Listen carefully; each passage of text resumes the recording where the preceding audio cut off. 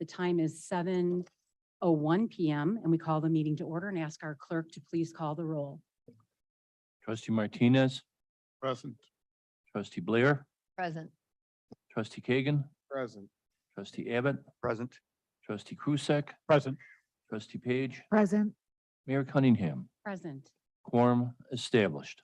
Thank you very much. If you would please join us in a moment of silence as we dedicate this evening's meeting to the memory and honor of two longtime Woodridge neighbors and dear friends, Mrs. Marilyn Korzanowski and Mr. Ray Ketterer.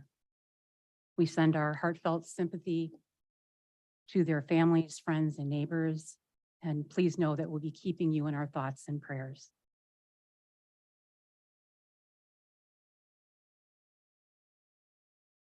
And now if you would please join us in the Pledge of Allegiance this evening, being led by Officer Luke that is here and our Woodridge VFW Post 1578. I pledge allegiance to the flag of the United States.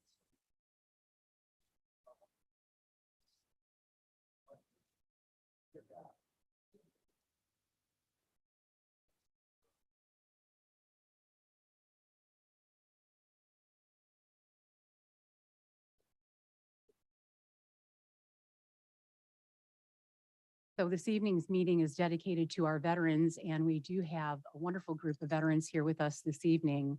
And if no one minds, I'm going to move in our agenda to recognize our veterans and ask them if they would please join at the podium. We would like to invite them to come up. First of all, we thank you very much for your service.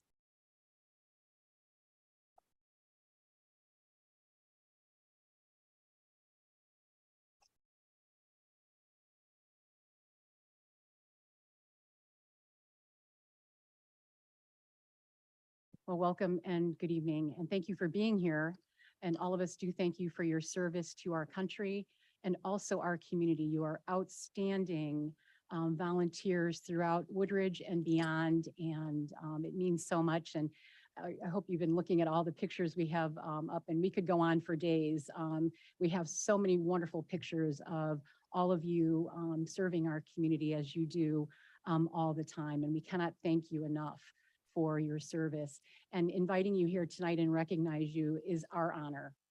We're so thankful, excuse me, and grateful for all that you do. And all these memories that are here, incredible.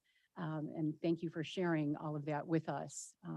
And would you like to maybe share, Bob, a little bit about what's coming up here next week? I know we have Veterans Day, and I'm sure you have other activities if you're still doing Toys for Tots and other things.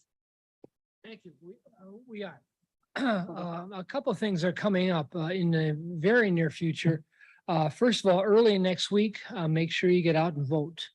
That's highly Stole important. my next notes. Yeah. If you don't, I don't want to hear any complaining. I mean, you've lost your ability to do that.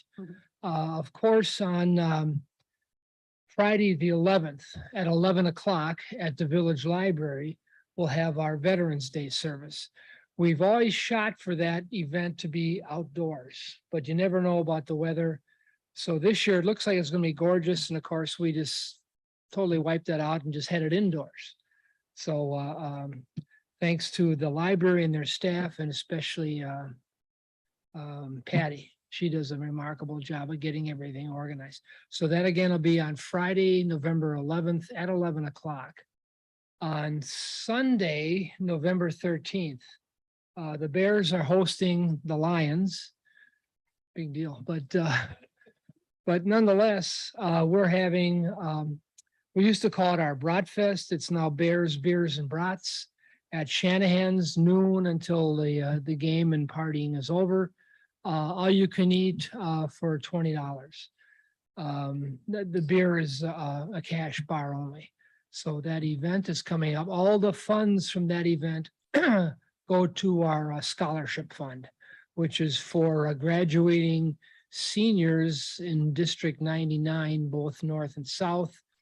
But they must have a relative somewhere in their background that would have been, doesn't have to be, but would have been VFW eligible. So we're just trying to pass on the legacy of being of the veteran and a veteran's family onward and upward. Kind of reaching outward, I think it's Sunday, December 11th. That's a stretch. I'd have to recheck my calendar. But we're going to have a Pearl Harbor memorial service. And this event we're planning on having at Cedarhurst. The Cedarhurst group is actually hosting it. If you've ever been in their lower room, a large room downstairs right below the lobby, we're going to have it there. They're providing the coffee, we're providing the cake, and they have numerous veterans. So instead of us trying to get the veterans out in December, we turn it around and we're going to them. And we'll have our fire department do the posting of the colors and so forth. So those are the major events coming up for Woodridge VFW. Don, did I miss anything or? No, and thank us for the warm weather because we decided to do the Veterans Day indoors. So that's how it worked out that way. I have the same luck, Yeah, so no yeah. worries. You're welcome. I did want to also mention, I know recently we had students and our seniors writing notes to our service members. Yes. Could you yes. maybe share a little bit about that? I'm hoping to make that a little bit more contagious throughout Woodridge in such a positive way. Excellent, excellent. We started that program just, I don't know, maybe 6 years ago. Wasn't real long ago. And the first community group we got to join in and they came in at full speed ahead was Jano. Because they work a lot with the young people. And so it starts pretty much after school starts, maybe a week or two after Labor Day. Whereas we have certain forms, they can just fill out the form or color on it, but it's just letters to veterans. And we work that magic through Operation Support Our Troops, which is their warehouse is right next door in Lisle. So a couple of weeks ago, I know I wasn't finished, but I dropped off about 1,350 letters. And that's after I took 50 letters out and actually dropped them off at Cedarhurst for the veterans there. So we've got that many, plus a couple more to be picked up yet. But they all go out. They wrap these great kind of care package bags for the deployed troops, and then they always stuff them full of letters. Last year was amazing. We were astonished that we actually got 2 replies from 2 veterans. And boy, I tell you about something making your day. That like made my week for a while. It's really outstanding hearing what the guys out there are going through and remembering all the crap that we went through and then still responding in a positive way. One guy just said, you can tell when you're having a good day. You're out in the middle of God knows what country. You get mail. You get mail, you're having a good day. So Wonderful, yes. yeah. Really good stuff. So we've been doing that. That's an excellent program. We got District 68 to get on board. So they've been sending out stuff to all the grade schools at least. I'm not sure if junior high is on that or not. Speaking of which, Mr. Young and I are spending all of Monday in social studies class at Jefferson. Kind of turned around. No, we're the instructors. Look out. Wonderful. No, we're just talking about our time that we committed in the military service. Well, good. Well, we cannot, again, thank you for all the excellent works, throughout Woodridge and beyond, and always looking out for service members and veterans. On behalf of a very grateful community, we thank you all so much, and thank you for being here. I'm going to definitely stand. Thank you.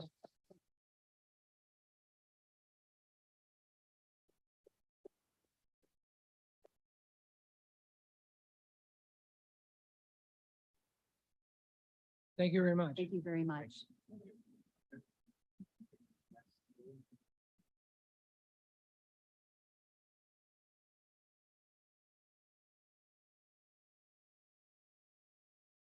And we just have a couple of few more announcements. We do have some proclamations that will be read into our record, but I'll just highlight them here today. It is National Native American Heritage Month, the entire month of November.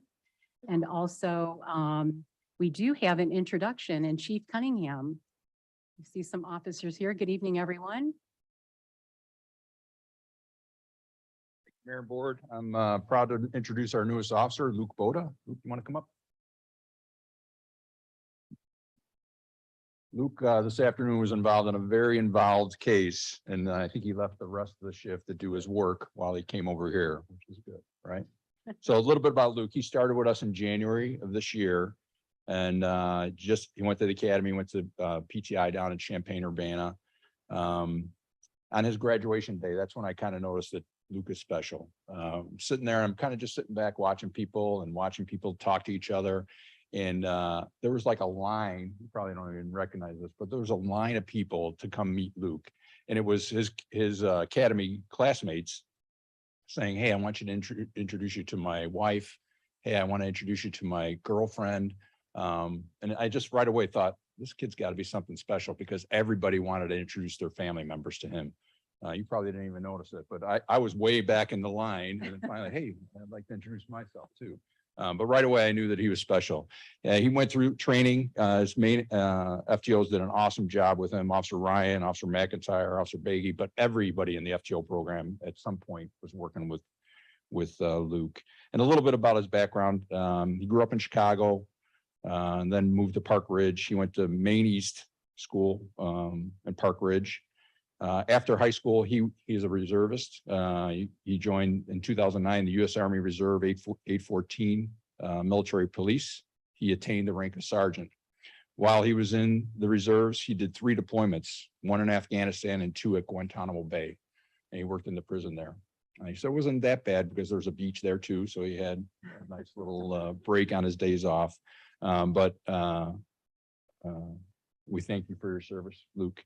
And I'm sure those guys that just left will want you to join their legion. So he also worked at Mauser Packing as a supervisor. He worked at the Metropolitan Correction Center for a while, and also the Swiss Hotel and Security. When we did his background, everybody was just raving about him.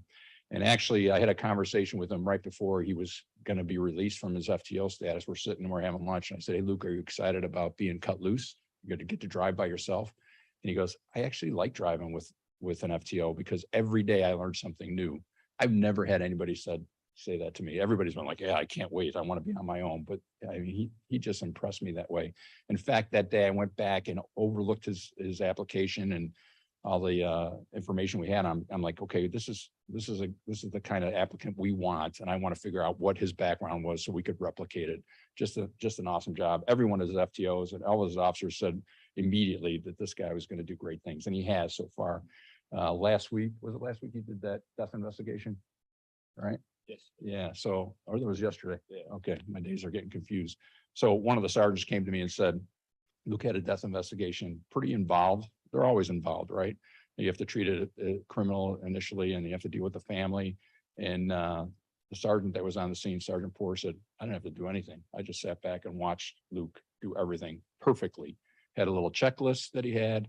So that's something he's thought about this. His FTOs trained him for it, but he knew exactly what to do and did it step by step and did an awesome job, not only with the investigation, but also with the family. And that's the main thing for me. I think that's so important.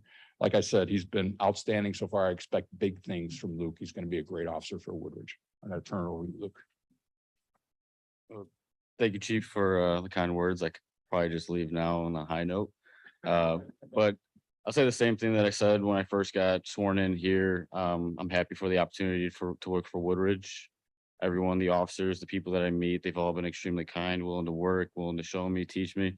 And like you said, there's like 7 of them right now handling my case back at the department. So they all smiled when I said I had to come here, but I appreciate everything that everyone's taught me and then the opportunity as well. And I look forward to having a fulfilling career here. So. Wonderful. Well, we welcome you, and we know you've had a very busy day, but we thank you for stepping right in and with the fire and warmth that you have in helping and making the difference here in our community.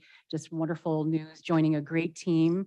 We were very, very fortunate in Woodridge to have such excellent, policing and service and professionalism. So we welcome you to the team and thank you so much. And thank you for being here, officers, tonight to join and support. We appreciate it very much and we're looking forward to a wonderful career here in Woodridge. And thank you for being part of our family. Thank you, Mayor. We welcome you.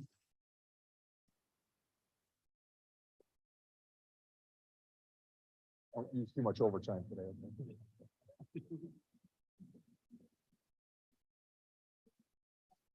And I must give a shout out. Yesterday, I was invited to Willow Creek Elementary School in Woodridge to talk about and meet with the kids and their student leadership program. And I had a remarkable time, really excellent questions. And I'm sure we went way over the time limit, but we spent an afternoon just talking about how no matter what age you are, you can give back and do good works and be thinking about how you can help lead, whether it's in your school, your neighborhood, your community. And I know that I definitely met the future mayor of Woodridge in 2050. He was in the room yesterday. So I thank them very much for inviting me and we had a wonderful afternoon. So just high fives to Willow Creek student leadership and student council members. Thank you for having me. So now we're going to go ahead and move to our public comment portion of our meeting. And I'm going to ask if we have received any written public comments prior to the meeting that do not relate to tonight's agenda. Mayor, we have not. Okay, thank you very much. Now going to ask if there is anyone here this evening joining us that would like to make a comment that is not related to tonight's agenda. Okay, seeing no one, we'll go ahead and move on. And we're going to now ask if we have received any written public comments from anyone prior to the meeting that do appear on tonight's agenda. Mayor, we have not. Okay, now going to ask if anyone in our audience here this evening would like to make a public comment that is related to our agenda, and if so, we'll invite you up to the podium. Okay, seeing no one, we're going to go ahead and move on to our omnibus this evening. And I'm going to ask please for a motion to approve items A and acceptance of B through F. A motion, please. Thank you, trustee Page. A second. Second. Thank you, trustee Martinez. Is there discussion or any request for separate consideration of any item? Seeing no one, I'm going to ask our administrator to please review the omnibus. Thank you, Mayor Cunningham. Members of the board, good evening. Item A, ordinance 2022-63 is an ordinance granting approval of a minor amendment to a site plan for 2 automatic security gates at Champion Packaging located at 2501 International Parkway. Item B are the accounts payable registers for October 14th and 21st and the 21st, 2022. Item C, credit card register for August 2022. Item D, E, and F are previous board minutes. Thank you. Thank you very much. Going to ask our clerk to please call the roll. Trustee Blair, Aye. trustee Kagan, Aye. trustee Abbott, Aye. trustee Krusek, Aye.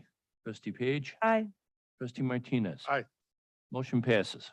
Thank you very much. Under the mayor's report this evening, I do have a few items. It is free bagged leaf collection, which is during the month of November in Woodridge. The village, along with Groot, will offer free bag leaf collection throughout November. And it is on the first 4 regular collection days. And if you need any further information, you can find them out from the village right on our website or through Groot directly. West Suburban Community Pantry, which is helping to bring joy for the holidays to our neighbors in need. And you saw a sign maybe as you came in about that we are a collection drop-off for the West Suburban Community Pantry's harvest collection. Information can be found right on our village website. As I stated, we are a drop-off.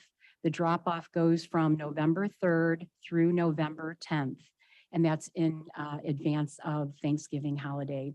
Items that are needed can be found both on the pantry's website. So please do, if you are able to help, please do check out what they need and you can drop them off and either here at the village, there's other sites, but also the pantry.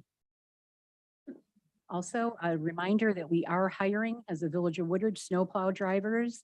I read something that I thought was very interesting, that our Woodridge snowplow drivers drove more than 4,600 miles, which is probably not something to our Director Bethel from Public Works, but seems like a lot of miles when I read that. And that is just enormous. So we thank them all for all the great works that they do, but we are needed help, right? We need some help. So we're putting out the word that the Village of Woodridge needs snowplow drivers.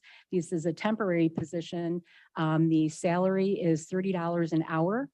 And you can go right onto the village's website to get more information. And hopefully you'll find working here as wonderful as I know I have. So thank you very much. That's my report. Administrator Stonich, your report, please. Thank you, Mayor.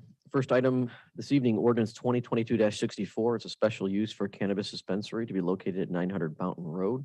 We have a brief staff presentation here from Director Clark, and the applicant is here as well.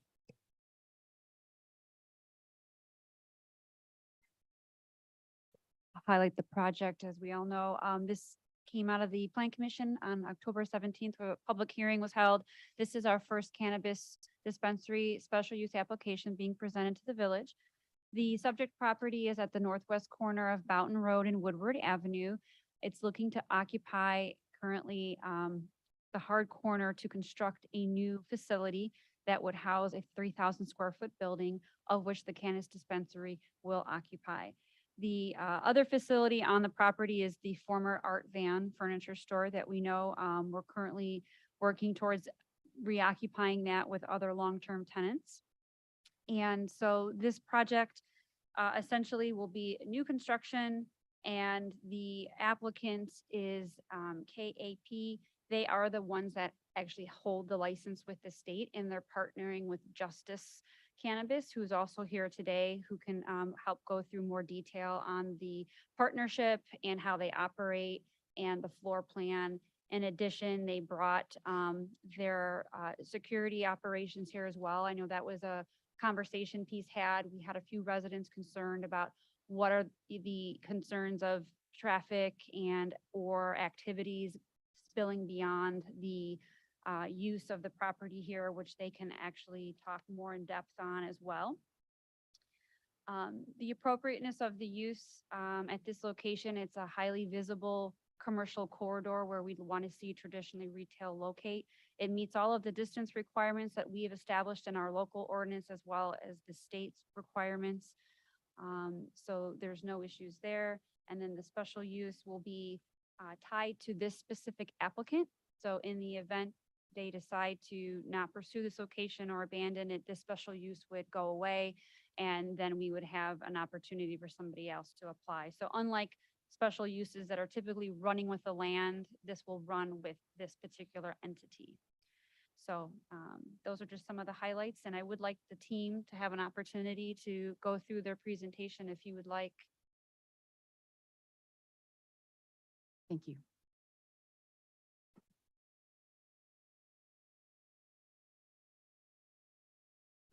Mitch here with Justice will go through being our first dispensary. I thought it would be beneficial for him to also highlight the case. So have it. Thank you, members of the council and mayor, for having us and entertaining this petition, and thank you for allowing me to speak. So as Kimberly said, we're going to be building at that corner right there on Boughton and Woodward Road, right next to the current building that houses the former Art Van furniture store. I'll back up a slide here, and I'll say this is, well, actually, I'll worry about it right here, and I'll say what we have here is a partnership, if you will. KAP-JG, who is owned by Edie Moore, who is here in the audience. That's Edie over there. And Edie has partnered with Justice Cannabis, who I represent. I'm the head of real estate for Justice Cannabis. And we are working together to get these projects this project underway and a couple others as well. So the way that that works is she has won the license and she has come to us as a multi-state operator, somebody that has experience and has done this before and knows how to operate and open a financially successful and stable cannabis dispensary so that we could operate and consult with her on how to do that successfully. So we hope to operate a cannabis dispensary here in the village of Woodridge and all the surrounding suburbs. It's going to be an adult use cannabis license, this is part of the 185 licenses that were issued a couple of years ago. They were held up in some lawsuits, but over the summer they were finally released. So they were awarded to social equity applicants, of which Edie is a veteran as well. So we thank her for her service also for today. And when those licenses got released, those were all adult use licenses. So there are some medical licenses that are out there. If you have questions about that later, you can ask me, but all of the licenses that have been released right now are adult use, and that's what we have right now. And it doesn't preclude medical users from coming in and using our facility. They just won't get the benefit of the tax breaks. So let me describe a little bit about Justice Cannabis so you understand what the foundation is for our company and why we're uniquely qualified to help and see this over the finish line and make sure that this is a successful operation. Justice was founded in 2014 by two civil rights attorneys that are here in Chicago. We operate our dispensaries as Block, B-L-O-C, which is a play on word for the word block, B-L-O-C-K, which means, the dispensary on the block. We're the store down the block, and that's what we want to be for our customers. We're very committed to doing Illinois projects. Not only are we based here, but we started here. So if you remember back in 2014, when the cannabis program first started, they first issued 21 licenses for full cultivation. Those were based on there are 22 police districts in the state of Illinois. One of those districts is the highway system, and you can't build a cultivation over a highway. So they took the 21 located police districts, and each one got a full-scale cultivation license, of which Justice is one of those 21.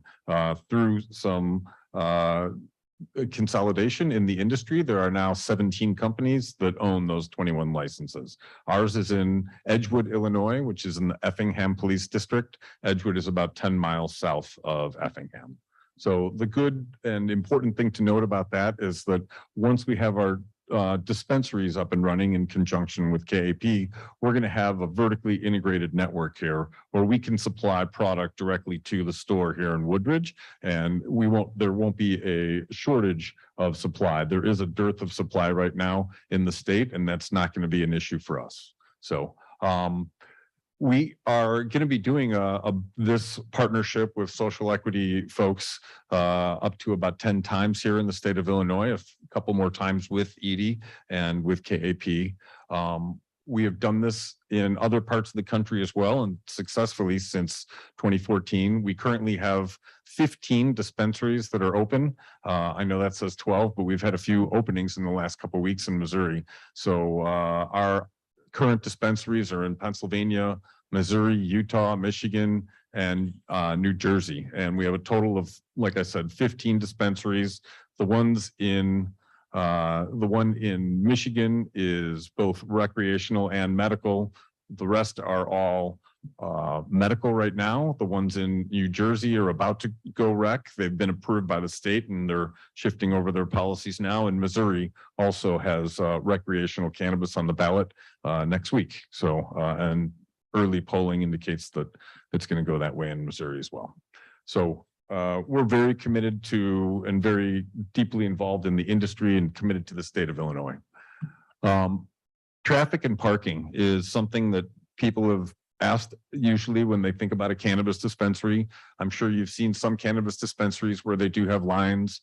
And, you know, we're not going to shade the truth. Sometimes when a cannabis dispensary first opens, it's the new shiny toy and everybody wants to check it out. And there can be some lines at first. It usually settles down after about a week or two. And we typically bring out an extra security officer during those opening weeks to help guide traffic. That being said, parking at this particular facility is a godsend. There are over 200 parking spots surrounding the Art Van store. It is overparked by any measure, simply because as a furniture store, there's really probably never more than 5 customers, 20 at its best day. Furniture stores are large dollar purchases that you don't have high volumes of customers inside. So we're going to benefit from being in an extremely well-parked situation. And also it's important to note that our customers don't typically follow rush hour patterns. They come in scattered throughout the day. Some of them come in during their lunch period or throughout the day. Some of them come in after work, but we don't experience a rush hour typically throughout our 15 stores. We have a lot of experience understanding these patterns, and we're not seeing that kind of a pattern in our stores. And last, I would point out, and perhaps most important, is time spent in store. Our average customer's time in store is 4.5 minutes. And the reason why is most of our customers, approximately 85%, order their product online before they come to the store. So they're coming to the store basically just to have a point of purchase and to pick up their product. They're usually in the store maybe 2 to 3 minutes. Then you've got the 15% of the folks that are in there and that want to do a little bit of window shopping and look at products, or maybe talk to one of our bud tenders. They're in there for 15 minutes, and that skews the average to about 4.5 minutes. But the point being, the majority of the people that are in our store are in and out. So that means that parking is not a problem. We don't clog up parking for very long periods of time. In terms of traffic, we had we hired KLOA, which is a traffic consultant, and we had KLOA do a traffic study. And they indicated that the amount of traffic that we would generate by a typical cannabis business, they use their trip generation manual, would result in no more than 3%, or I think he said less than 3% increase in traffic on the 2 streets that would be affected by our use. And it's important to note that as cannabis, there's probably, the new owners of the center want to further develop this center. So if it isn't a cannabis user, there's probably going to be another user that's going to come in that's going to want to be there. So as far as use is concerned, a cannabis user is actually pretty light. We're a lighter user of a generator of traffic than, say, a Starbucks. If you were to put a Starbucks at the corner, or fast food, or any of those types of higher traffic generators. Well, this is what I'm going to show you a couple of photos now of what the interiors of our store look like. We brand all of our stores as block dispensaries, and they all have the same finish across the country. We really pride ourselves at making our stores really nice and fancy. It's kind of like an Apple store inside, or a high-end jewelry store. We use only high-end oak finishes for the cabinetry, glass cases. There's LED screens on the walls. There's going to be touch screens for customers to place orders if they haven't ordered online. There's also going to be people walking around with iPad type devices to take orders from them if they need help, how to place their order. This is another photo of what our dispensaries look like. This is our point of sale. And you can see in the back there's a little window, and that's where the vault is behind there. And I'll explain how that works in a moment. And this is a good segue to that, because what I wanted to go now is give you a typical customer experience. Not everybody's been to a dispensary, and some people are not sure what it's like in there or what it's like to, shop in a dispensary. So I'm going to try to run through a very quick couple-minute description of what it's like to have a typical customer experience. And, in addition to the look of it, where it's like a fancy Apple store, it's really nothing like the old, head shops of the 70s. It's very clean and a much different environment right now. And first of all, I want to say you have to be 21 to enter into a dispensary. And that's a key distinction that you got to understand between, say, a liquor store and a dispensary. In a liquor store, you also have to be 21 to purchase liquor, but anybody can walk through the Jewel or even walk into a liquor store, quite frankly, and nobody's going to card you on the way in the door. If you try to buy a 6-pack or a bottle, they're going to card you and they're going to ask you to show them an ID. But you could browse the aisles and check out a liquor store all you want when you're underage. In a cannabis store, you cannot. In order to get into the door, we will have a security guard, and this is Illinois state law that requires us to check the ID of every customer before they enter the cannabis store. And it's not just an ID check. What it is we have a machine that is wired down to the state of to the state office in Springfield, and it's linked to the back of your ID, has that barcode, and so they scan it on that machine. It goes down to Springfield. It verifies that you are indeed 21 to reduce any potential for fake IDs. And then also, most importantly, there are limits on how much cannabis any one customer can purchase at any one time, or in any one day, and purchase limits that the state subjects you to. So when you go in, you tell them what your ID is, they're going to scan that and understand what your purchase history was immediately and know whether you're eligible to actually purchase more cannabis. So once you've cleared that hurdle, the security guard will take you onto the sales floor. Most of the time, you've already placed your order and you're going to go right to a point of sales counter and pick up your order.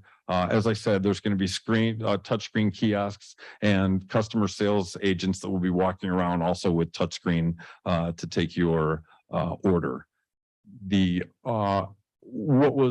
I showed you on the screen of the point of sales where there was a window behind. As part of our security and just the way that we operate, the back of the house, if you will, nobody goes back there. That's completely secure. That's where the cash and the product is supplied. In fact, the employees that are operating in the cashier, they don't ever leave that cashier area. They don't leave their stations. They place an order and it goes electronically to the back to the vault.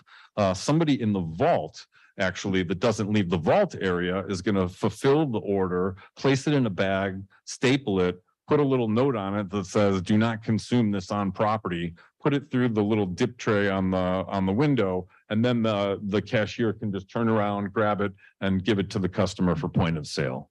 No consumption on property is an important thing to note as well. Not only is it prohibited by state law, but it's something that we strictly enforce and tell the customers. We indicate to the customers, we staple it onto their bag, and we have signs on the way out the door that says, "Please respect your neighbors and be aware that smoking on outside of your home is," I can't remember how it's worded, but it's basically, if you're not in the privacy of your home, you're not allowed to smoke it. Not on premises, not next door to premises either. We typically have, and that might be a good segue to, yep, there it is, the next slide, which is security. So what, and this is the other big thing that people want to know about when they think a cannabis dispensary, and rightly so. We do take cash much of the time, I would say, for our product, as well as having product on site. Just so you know, the distribution of cash and non-cash, we can now take payments in the form of debit cards. We can't yet take Visa, credit cards, but we can take debit cards. So we are getting a lot of our customers that are paying about 30-40% that are paying with debit cards. And so it's not an all cash business. In terms of the security, we have 2 armed security guards on staff at all times during all open business hours. One security guard sits in the camera room, and one security guard is in the front monitoring people as they come in. We have between 30 to 50 is what I put in there. We have our ratios. We have 1 camera per 100 square feet of building area. So this is going to be about a 3,500, 4,000 square foot dispensary when it's built. I think 3,500 is exactly what we're planning. So there will be about 35 high definition cameras on this building covering inside, outside, up, down, every which way from Tuesday. The cameras are high def to the point where if you were to take a still photo of the camera, you would be able to have facial recognition. They can also capture license plates in the parking lot. We offer to the local police department every time we go into a new community, not only a tour of the facility and an open, look at the floor plan and everything, but we give them the keys to the camera. It is an online cloud-based system that they can merely log in. They'll have a username and password, and the police can log in at any point that they'd like and check out what's going on at any of the 35 cameras. So that's very important to us and very useful to the police. So our security guards are also specifically trained. They have to go through a special 2-week training program just for a cannabis security training license, in addition to being a licensed security guard. And we have our security expert here who can talk more about the regulations if you need that. I am only slightly aware of what all the regs are on the security side, but they are highly, they go through a lot of training and classes. The de-escalation, crowd control, advanced life-saving, really, that's all part of our general philosophy on security. Our security guards, sure, they're going to be there to secure and ensure the safety of our customers, of our employees, of the product. But really they're ambassadors to the company, and they're there to service the customer, to make them feel at home and safe, and to make sure that they're enjoying their shopping experience. So that's really our philosophy in general, and especially our philosophy on security. I think this is our last slide. It is. And this is perhaps one of the most important slides for you to consider here in the village of Woodridge, is the economic impact of bringing a dispensary into the community. First, we're going to bring job creation into Woodridge. For each dispensary that we open, we typically hire approximately 22 employees that will consist of 18 full-time employees and 4 part-time employees.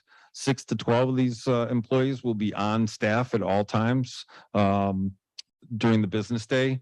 When our big push is to hire locally. We always want to hire as local as possible. So we're going to advertise in your local newspapers. We're going to have our local folks that are our new manager go and walk around to the grocery stores near where we're going to be, and put the pinups there with the phone numbers on the bottom with the tear-offs.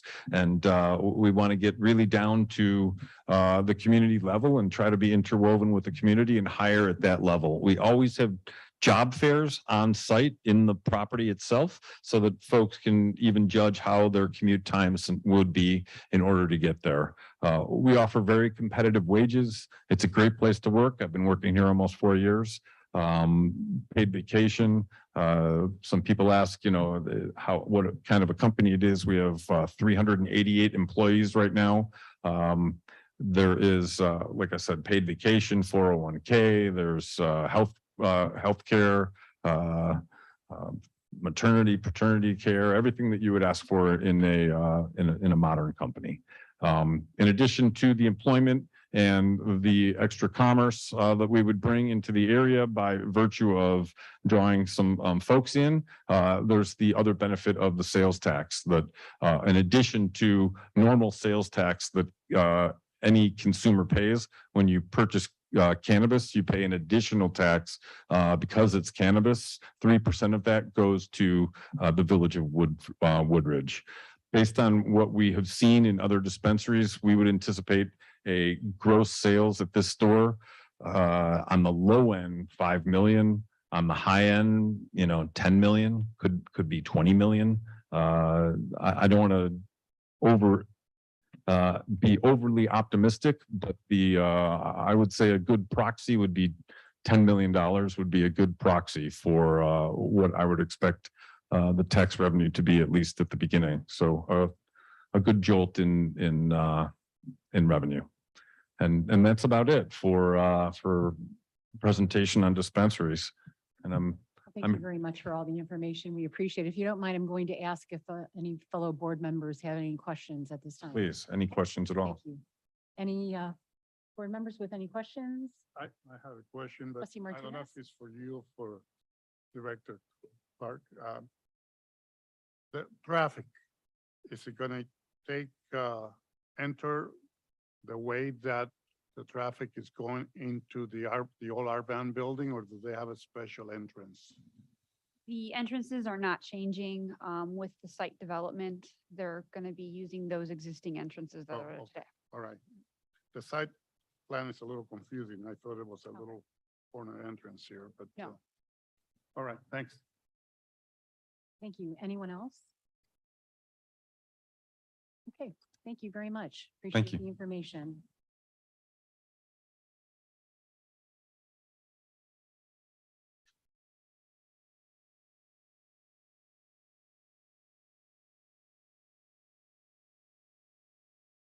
So I'd like to please ask for a motion to approve the ordinance 20-22-64, please.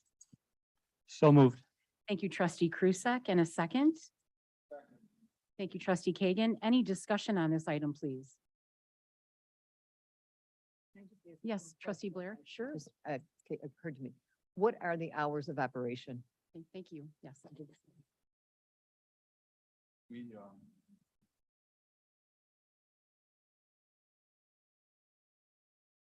Typically, Sorry. yes. wrong microphone, I'm sorry. We typically operate these days 9 to 9 on Monday through Saturday and 9 to 7 on Sunday. Thank you. Thank you. Anyone else? Any questions? Okay. If there's no further discussion or questions, I'm going to ask our clerk to please call the roll. Trustee Kagan, Aye. trustee Abbott, Nay. trustee Krusek. Aye. Trustee Page, Aye. trustee Martinez. Aye. Trustee Blair. Aye. Motion passes. Thank you, everyone, very much. Thank you. The motion does pass. Thank you. Thank you. Good night.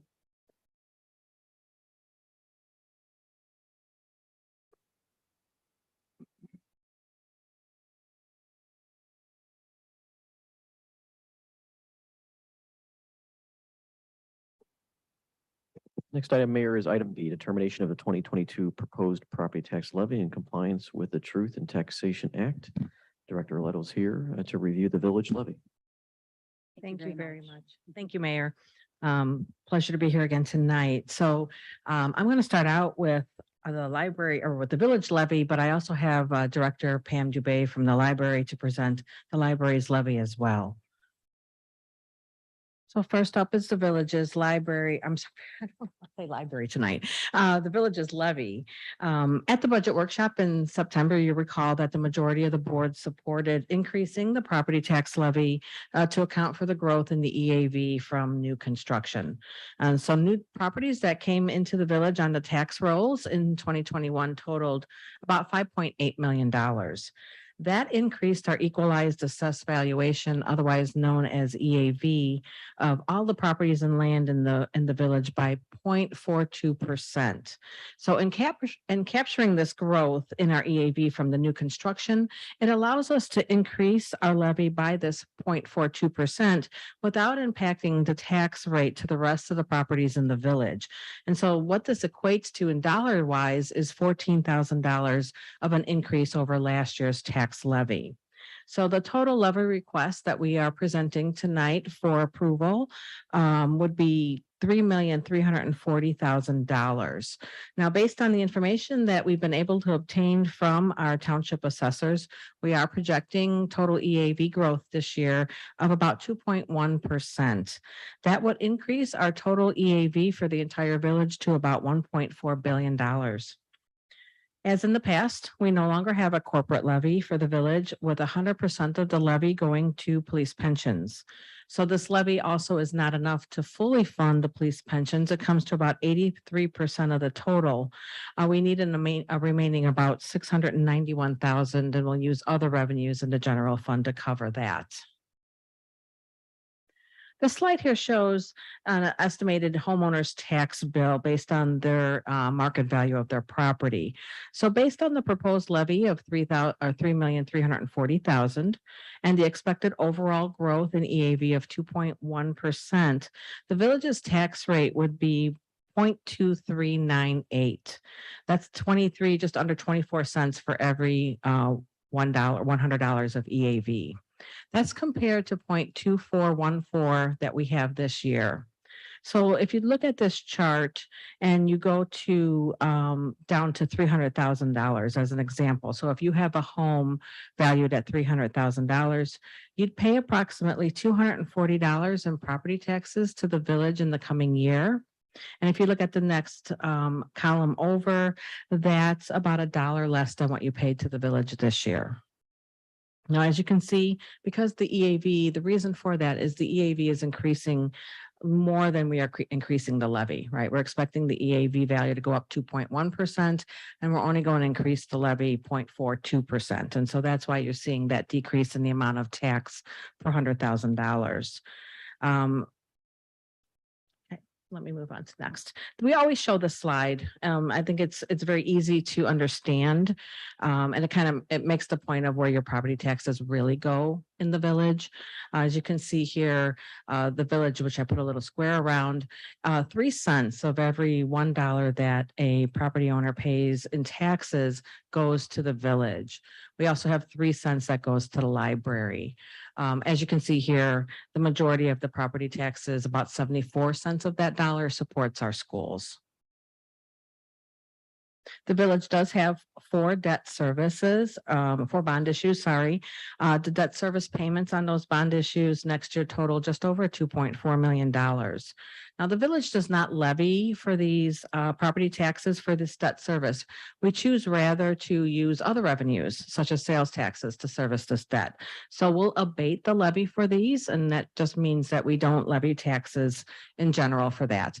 And by doing so, it reduces the property tax burden on our residents. The village does have 3 special service areas in the village, and these all pay for stormwater improvements in their respective areas. So we have special service area number 1, that's in the Seven Bridges area. It was established in 1989. The levy request is $43,178 for 2022. The projected tax rate is 3 cents, and that equates to about $60 for a home with a market value of $600,000 in that area. We have special service area number 3 that's called Richfield Place. It was established in 1997. The levy request for this coming year is $7,632. That equals a projected tax rate of 16 cents. And that means about $269 tax in that area for a home with a market value of $500,000. And our last newest special service area is special service area number 5 in Timbers Edge. That was established in 2014. The levy request for 2022 is $8,891. That results in a property tax rate of 0.03. And it's about $50 for a home with a market value of $500,000 in that area. So next steps after tonight is we'll have public comment on the levy. That will be held on December 1st. And then immediately following that at the regular board meeting, we'll be asking for approval of all the levies and abatements of that same evening. So that concludes the village's presentation on the levy. I'd like to take any questions that you might have before I bring up Director Dubé. Thank you very much. Any questions at this time? Anyone have any questions? Okay. All right, thank you. None. Great, thank so you. much. Good evening, Director Dubé. How are you? Welcome. I'm very good. I love following Nadine. I don't have to adjust the microphone. It's wonderful. Refreshing. So the Woodridge Public Library levy our 2022 levy request. It's a total levy of $4,096,341. This is a levy increase of 4.94%, which is just below this year's 5% tax cap. This is $173,615 more than last year's levy, and that is an average increase of $10 per household. This was approved at the Woodridge Public Library Board of Trustees meeting on October 19th, 2022. The breakdown of this is the general fund, $3,866,341,000. Our IMRF, 120,000, and FICA, 110,000. And this is our chart, which is not as interesting as the village's revenue chart because our revenue is 97% property taxes. So most of the circle is taken up by that. Our other revenue is only 3%. Total revenue, $4,204,541 for 2023. And our budget breakdown for expenditures is 63% personnel, 12% programs, materials, other commodities, 8% professional services, 7% maintenance and repair, and 9% other areas that are not covered in the areas I mentioned. Any questions? Well, thank you for the presentation. I'm going to go ahead and ask if any board members have any questions at this time. Thank you. Thank you very much.